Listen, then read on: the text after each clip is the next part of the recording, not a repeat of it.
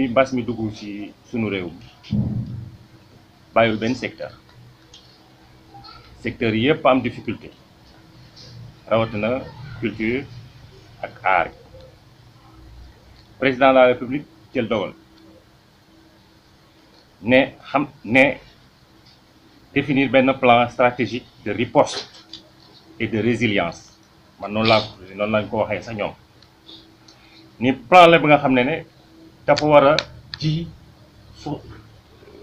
cultiver développer benn stratégie bi nga xam ne ni solidarité lay doon ah ñi ñëpp am difficulté donc dañ leen war a jàppale dimbale leen ndax ñu mën a siggi ah comité de pilotage boobu ñoom ministère yi noo fa nekk ak ñu représenté ñeenti filières yoo nga xam ne noo tënk culture. Mais par rapport ak art visuel ci 3 milliards yooyu ñu sëdd art visuel benn montant de 500 millions ñu ne ci 500 millions yooyu lañu war a dimbale artistes mais sous commission art visuel décidé au lieu mu def ndimbal bu ñu wax ni def benn dogal ni dañuy jënd ay œuvre loolu jaaxal na ñu bëri loolu metti na ñu bëri ci artiste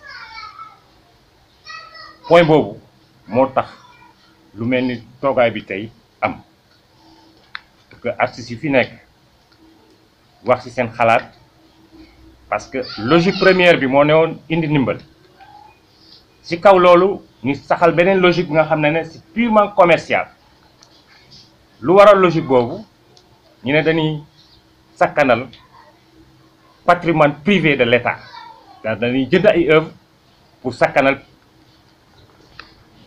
patrimoine privé de l'État mais est-ce que loolu action boobu day dem di dooleel État pour État mën a gën di am kattan xeex mbas mi jógee fi am déet hein parce que fonds de riposte du Covid bi c'était pour que les gens ñi mën a am régénérescence am encore kattan mën a taxaw jànkonte ak difficulté yi mën a sigi continuer mën a dawal seen liggéey ci wàllu aada ak art am na ay dogal yu ñu xam ne dañ ko fi teg depuis Senghor mooy 67 lañu wax luy patrimoine privé de l'État mu am lu ko encadré ci loi État bi donc wareefam la muy jënd ay œuvres dugal ko ci patrimoine privé de l'État parce que dañu war a sàmmonte li nga xam ne moom mooy suñu socle mémoriel li nga xam ne moom mooy suñu fondamental suñu fondation quoi moo ko mën a wax en français je l'appelle le socle mémorial pour le présent et l'avenir donc État bi day faral di jënd li nga xam ne moo gën a am maanaa ci wàllu art pour en tout cas préserver le socle mémorial du Sénégal.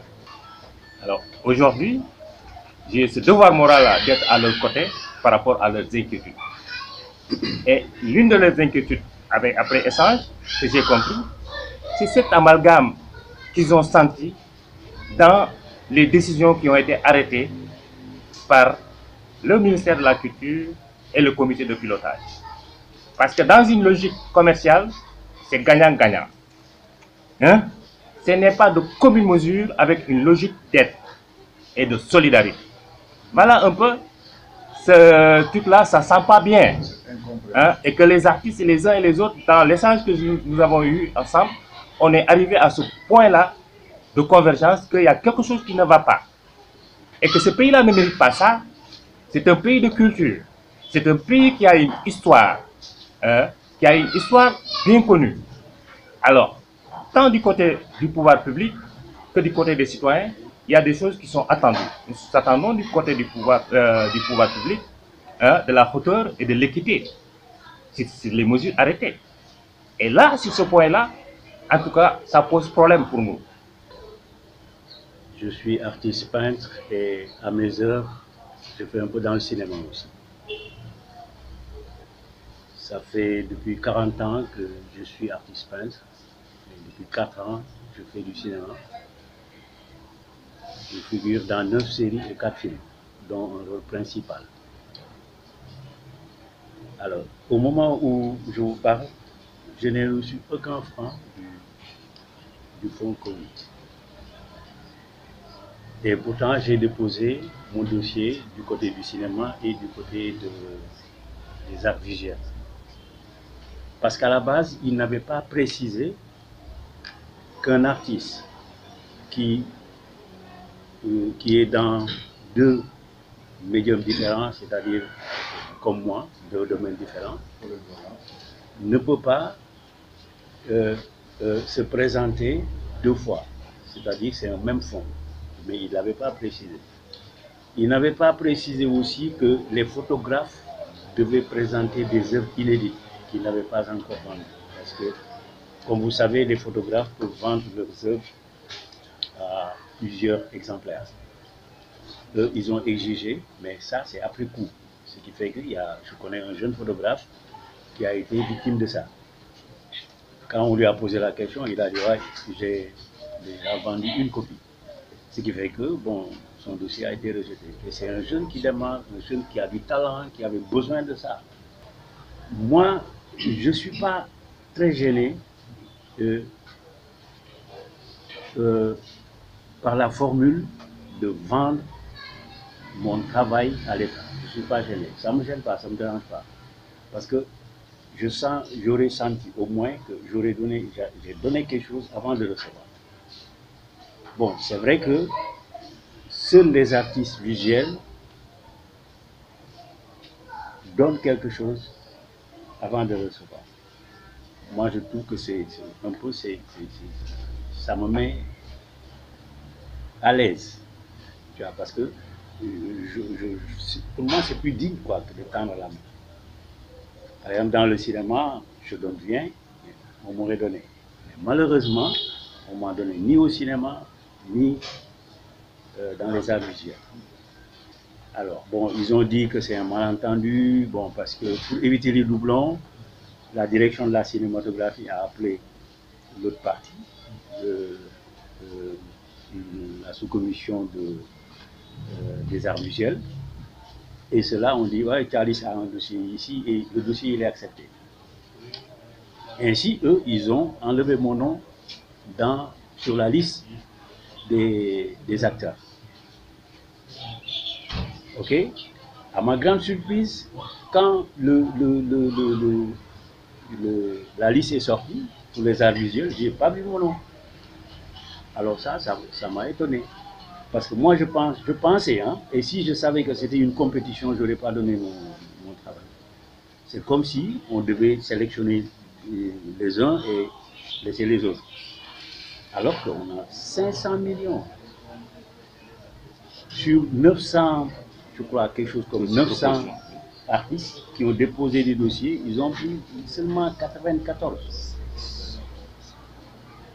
Et puis, ce qui est arrivé, c'est qu'il y a des artistes qui ont vendu leur œuvre à 7 millions, à 4 millions, 4 millions 5, 3 millions 5, 2 millions 5, alors que d'autres n'ont rien eu.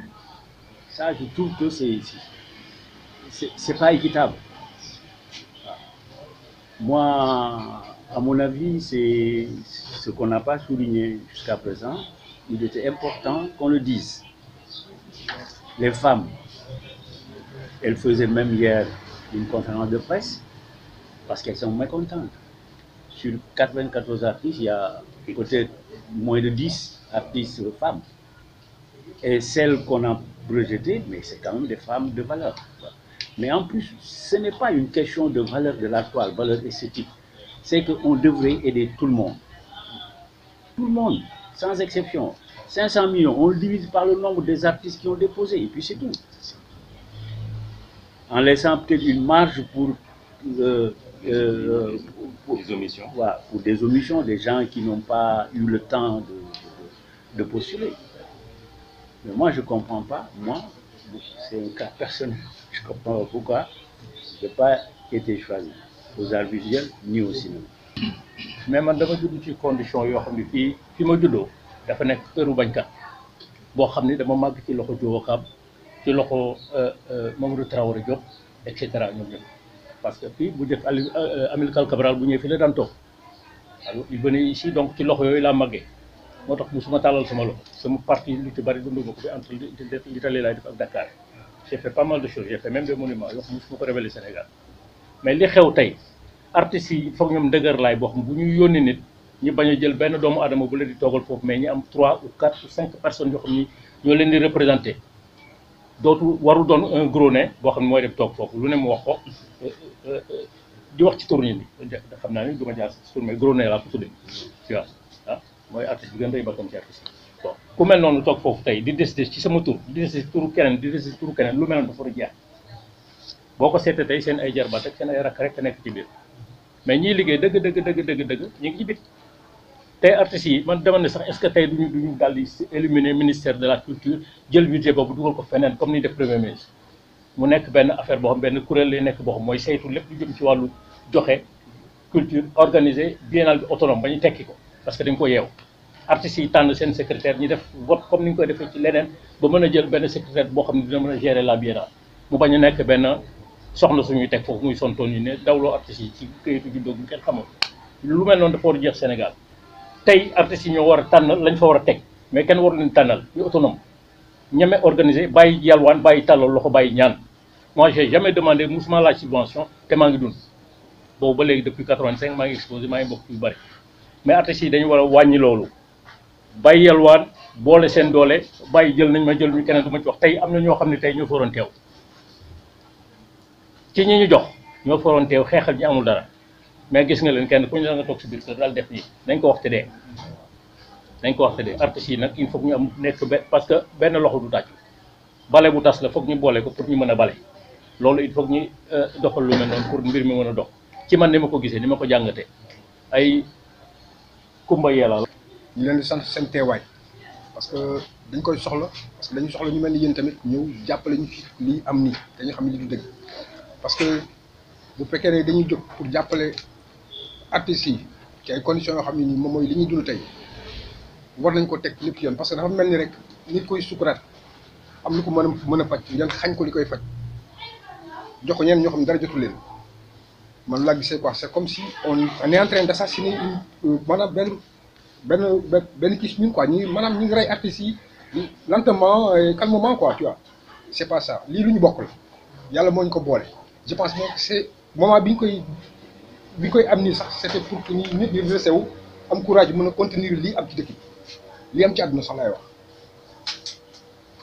mais naqar lañ ci am amuñ ci bànneex ak luñ ci mën a jox amuñ ci bànneex parce que dama xalaat ne bu ñuy séddale ñu koy teg ci yoon lu ñuy séddale mais séddale bukki yooyu moom lii ci moom lii ci des c'est pas ça lii ñu ñëpp la concerné deuxième point moom mooy je n'ai pas posé de question yéen naka ngeen ci xalaat parce que dégg ngeen lépp dégg ngeen nu mu demee peut-être amu leen droit jël ci di wax ñun artiste peut-être mën nañu ci wax mais dañ leen oo uniquement pour ngeen jàppale ñu ci seen xalaat ak toogaay est-ce que loolu c'est raisonnable ndax dëgg la bu dee dëgg la dañ koy xam bu dul dëgg tamit xam nañ ko te xam ne loolu dëgg